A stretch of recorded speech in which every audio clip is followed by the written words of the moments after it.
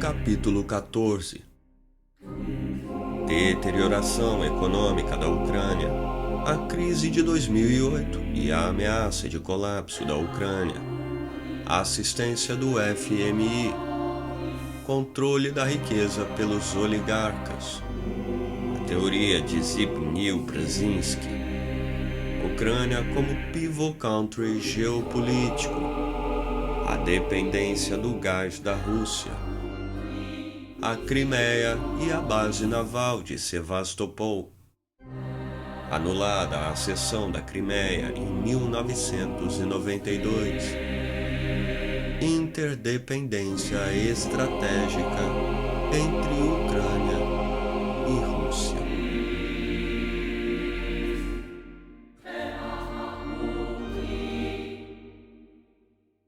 Yulia Tymoshenko voltou a exercer o cargo de primeira-ministra entre 2007 e 2010, quando se candidatou à presidência da Ucrânia contra Viktor Yanukovych, também russófono, nascido em Enakiev, distrito de Donetsk Oblast, importante centro de mineração de carvão, metalurgia, indústria química e outras manufaturas, onde o partido das regiões que o apoiava era amplamente majoritário. Mas Yulia Tymoshenko perdeu a eleição. E em 2011, ela foi processada por abuso do poder quando foi primeira-ministra do presidente Viktor Yushchenko e condenada a 7 anos de prisão, assim como o ex-ministro de Assuntos Interiores Yuri Lutsenko, 2007 a 2010. Entre mentes, a Ucrânia, que recebera da Rússia a média anual de 35% de recursos econômicos, precipitara-se desde a denominada Revolução Laranja nas maiores dificuldades em 2009, quando a crise econômica e financeira que irrompera nos Estados Unidos em 2007-2008 espraiou-se à União Europeia e abalou a Grécia, ameaçando a Irlanda, Portugal, Espanha e toda a Eurozona, 16 dos 27 membros da União Europeia, e outros 9 não-membros que adotavam o euro. A dívida pública da Ucrânia havia saltado então de 550,8 milhões de dólares em 1992 para 13,9 bilhões de dólares em 1999 e mais de 30 bilhões em 2007. A dívida per capita escalara de 10,6 dólares em 1992 para 282,1 dólares em 1999, 498 dólares em 2005 e 827 dólares em 2010. Porém, com a crise financeira de 2007 e 2008, as fontes de recursos secaram. Em 2010, o FMI concordou em conceder à Ucrânia um empréstimo de 15 bilhões de dólares, mas em 2011 suspendeu o crédito porque o presidente Viktor Yanukovych não conseguiu cumprir as drásticas condições às quais estava condicionado o empréstimo, tais como cortar o subsídio do gás e reduzir o déficit público a 2,8% do PIB, o que somente seria possível cortando despesas de capital, salários, pensões e etc. A dívida externa da Ucrânia, da ordem de 137 milhões de dólares em 2013, assomou um montante de 142 em janeiro de 2014. A taxa de câmbio da Hryvnia, fixada em 8:1 com o dólar, caiu para 10:1. A depreciação da moeda aumentou o peso da dívida pública, metade da qual era em divisas estrangeiras, e tornou-se mais difícil contrair outras dívidas. O déficit negativo na conta corrente do balanço de pagamentos, no montante de 14,3 bilhões de dólares em 2012, havia saltado para 16,4 em 2013, o equivalente a 9% do PIB, contra 14,3 bilhões ou 8,1% do PIB. As reservas de ouro despencaram de 41,7 bilhões de dólares para 20,2 bilhões em 2013 e ainda decresceram para 13,4 bilhões em 2014, o suficiente apenas para cobrir as importações de 2 meses. O status da Ucrânia era virtualmente de default e, teoricamente, a possibilidade de que se efetivasse atingira 100%, afirmou Alexander Sugoniaco, presidente da Associação dos Bancos Ucranianos. E somente não ocorreu, conforme o próprio banqueiro Alexander Sugoniaco previu, por complacência dos credores. Desde 2009, a Naftogaz, empresa estatal da Ucrânia, devia entre 2,2 bilhões de dólares a 2,4 bilhões a Gazprom, que despachava o gás da Rússia para a União Europeia e estava virtualmente ameaçada de entrar em bancarrota.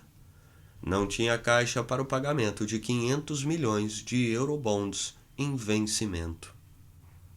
Tal perspectiva levou o governo da Ucrânia a ter de dar garantia soberana de 2 bilhões de dólares aos credores Deutsche Bank, Credit Suisse e DEPFA, que lhe moveram processos na Corte de Londres, e convencê-los a aceitarem a reestruturação da dívida de modo a evitar o default da companhia, cujo déficit orçamentário atingira um montante de 33 bilhões de hryvnia, 3,9 bilhões de dólares. De qualquer modo, em fins de janeiro de 2014, as agências de classificação de risco Standard & Poor's, Moody's e Fitch rebaixaram o rating soberano da dívida de longo prazo da própria Ucrânia com perspectiva negativa e alta ameaça de default agravada pela turbulência e instabilidade política no país. Chafurdada em profunda crise econômica e financeira, a perspectiva da Ucrânia configurava-se cada vez mais dramática. Sua economia sofrera contração de 15% em 2009. O PIB em 1992 era maior que o da Letônia e o da Romênia. Depois declinou e somente em 2010 registrou diminuto crescimento, mas ainda abaixo do nível que tinha antes de separar-se da Rússia, em 1991. E o PIB per capita comparava-se ao do Kosovo ou da Namíbia, atrás de Polônia, Eslováquia e Hungria.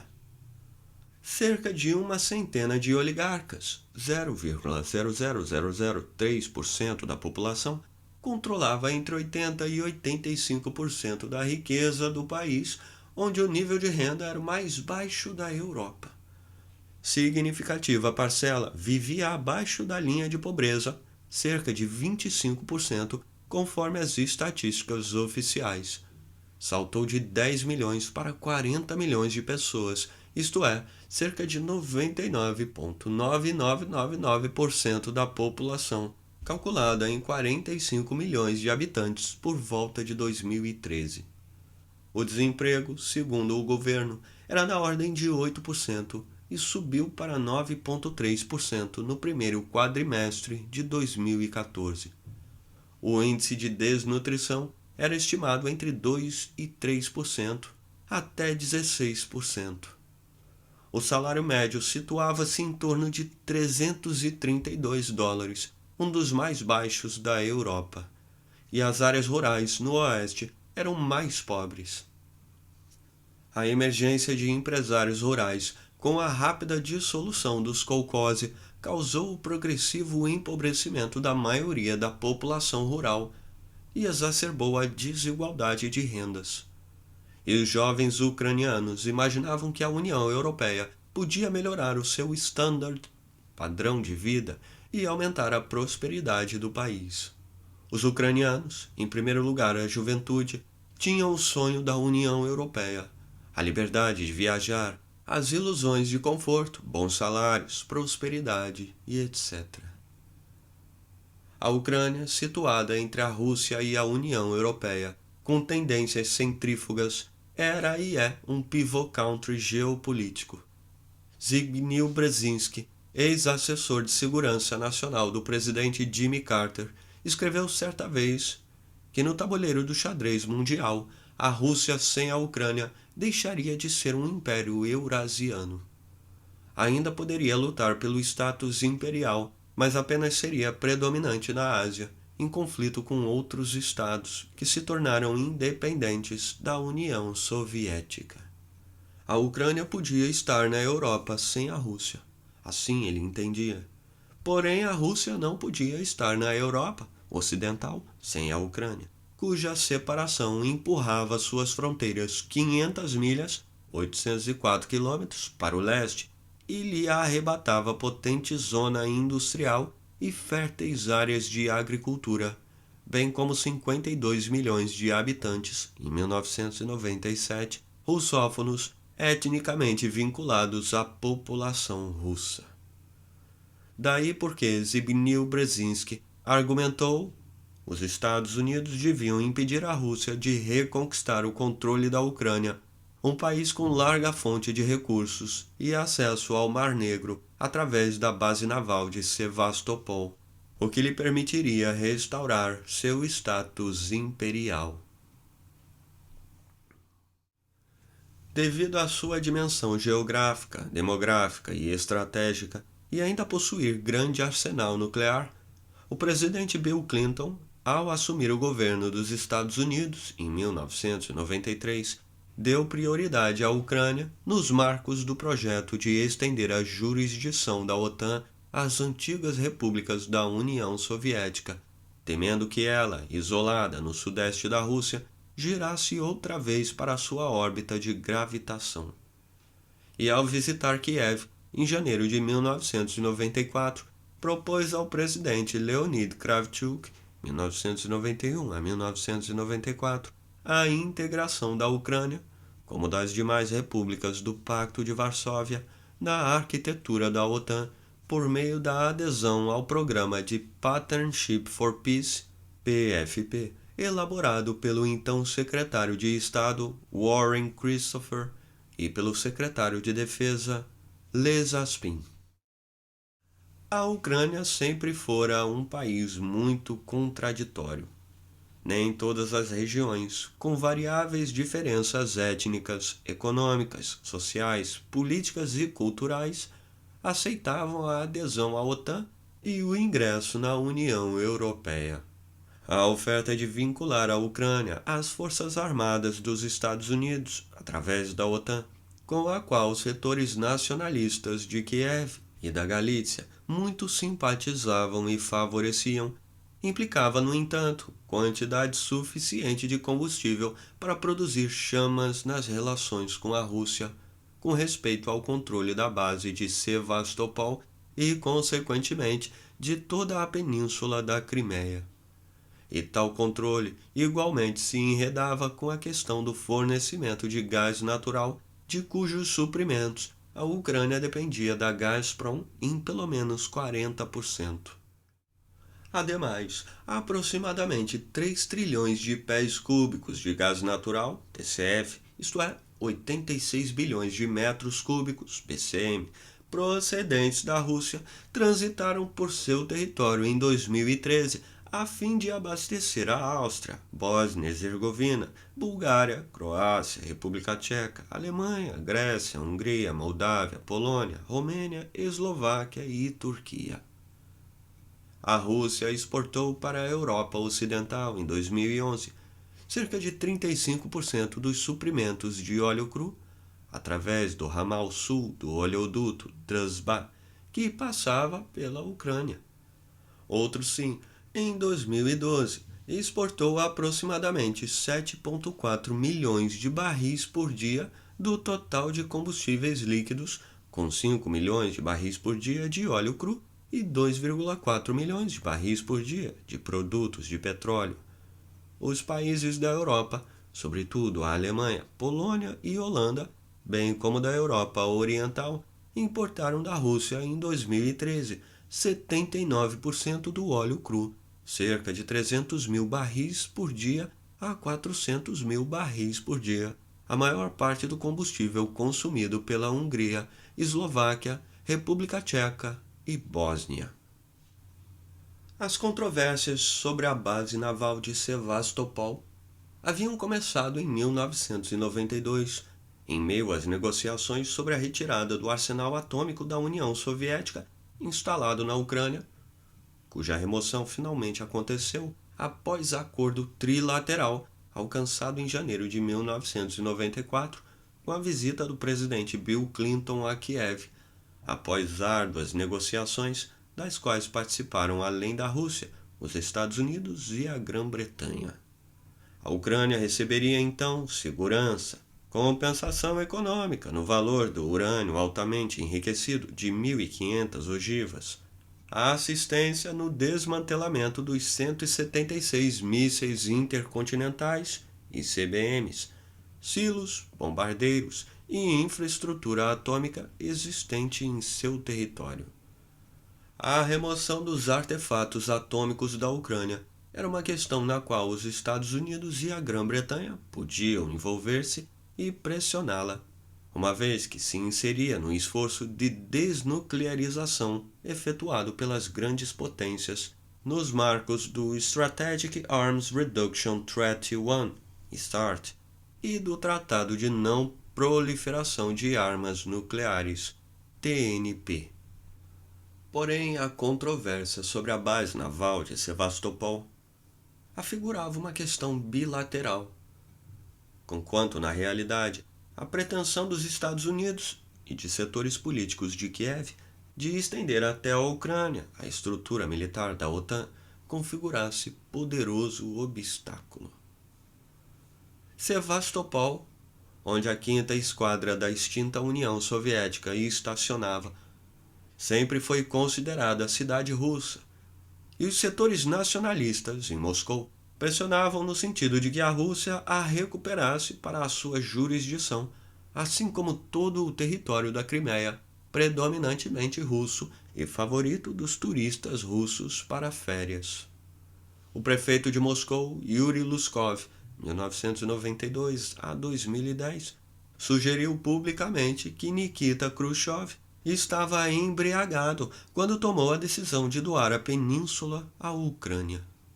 Mais de 80% dos habitantes da Crimeia falavam russo, sempre se consideraram russos, advogavam a secessão da Ucrânia e a reintegração da península à Rússia. Muitos dos que residiam em Sevastopol eram ex-marinheiros soviéticos com âncoras tatuadas nas mãos e nos braços. Eram pró-Rússia e ferozmente contrários à OTAN, considerada por eles inimigo. No entanto, Kiev queria assenhorar-se de 50% da frota soviética do Mar Negro, estacionada em Sevastopol, dando-lhe o status de principal base naval da Ucrânia, o que nem a Rússia nem o povo da Crimeia aceitavam. Ademais, 1/3 do vasto arsenal nuclear da União Soviética estava instalado na Ucrânia. A Crimeia, em 1992, proclamou-se independente, separando-se da Ucrânia como república, estabelecendo sua própria constituição que a Rada de Kiev revogou em 1995. Em maio do mesmo ano, 1992, o Supremo Soviético da Rússia anulou a decisão que havia transferido a península para a jurisdição da Ucrânia.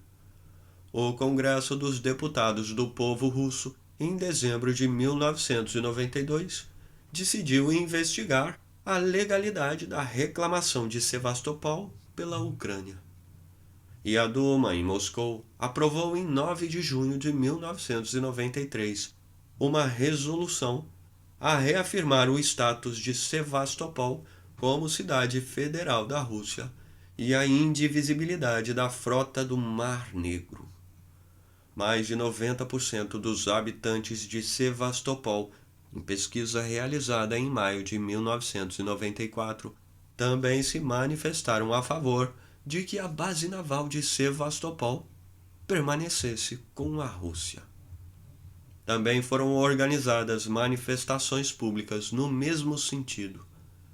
Naquele mesmo ano, 1994, Leonid Kuchma, de 94 a 2005, ao assumir a presidência da Ucrânia, tomou uma atitude mais conciliatória com respeito à Crimeia e à Rússia. E quando o presidente Bill Clinton lhe sugeriu associar a Ucrânia à OTAN, durante o encontro que tiveram em Kiev em 22 de novembro de 1994, ele desconversou.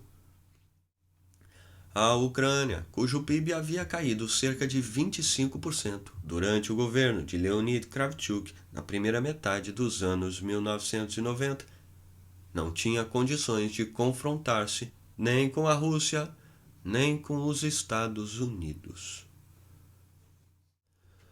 O fornecimento de gás pela Rússia para atender a cerca de 70% das necessidades de consumo da Ucrânia, a base naval em Sevastopol, a frota do Mar Negro, composta por cerca de 800 navios de guerra, e o alinhamento com a OTAN eram questões que se intrincavam, se contrapunham e se excluíam.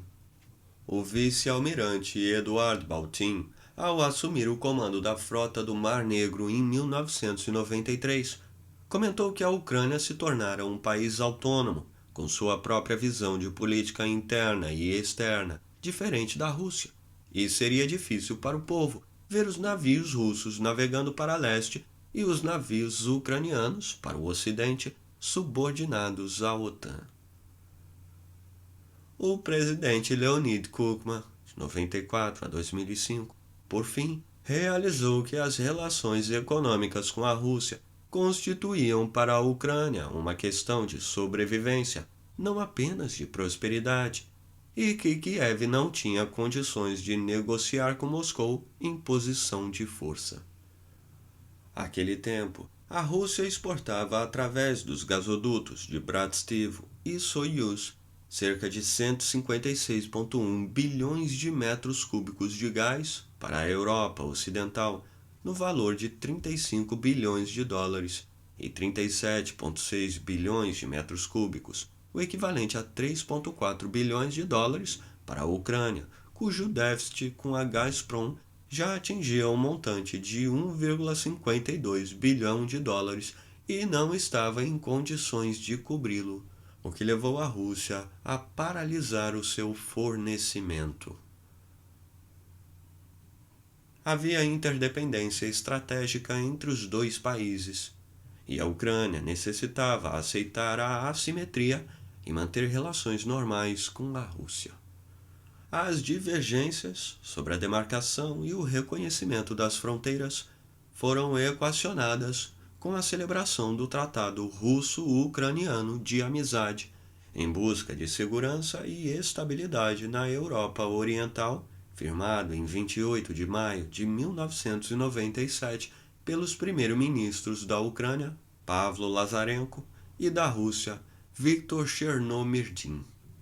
A Rússia ficaria com a maior parte da frota do Mar Negro, junto com a propriedade do nome, cabendo à Ucrânia apenas 18,3% e compensações financeiras, assim como a propriedade de Sevastopol, com a obrigação de arrendá-la à Rússia por 97,7 milhões de dólares durante o período de 20 anos, prorrogável pelo valor de 100 milhões de dólares, com possibilidade de revisão para aumento. O arrendamento da base naval por 20 anos, com possibilidade de prorrogação, estava implicitamente vinculado ao fornecimento de gás subsidiado à Ucrânia. Em tais circunstâncias, o presidente Leonid Kuchma, ao mesmo tempo que assinou o Tratado de Amizade com a Rússia sobre a questão da base naval de Sevastopol e a frota do Mar Negro, acrescentou no mesmo ano, 1997, o relacionamento com a OTAN nos termos da Charter on a Distinctive Partnership, reforçada por outro instrumento em 2009, criando a NATO Ukraine Commission, NUC, para o diálogo político e um programa anual de cooperação prática. Diversos fatores e pressões, tanto domésticas quanto externas, compeliram o presidente Leonid Kuchma à tentativa de estabelecer um entendimento duplo e difícil da Ucrânia com a Rússia e, simultaneamente, com a OTAN. Os Estados Unidos não desistiram de cercar, confinar e, ocupando econômica e militarmente a Ucrânia, apartar a Rússia da Europa Ocidental.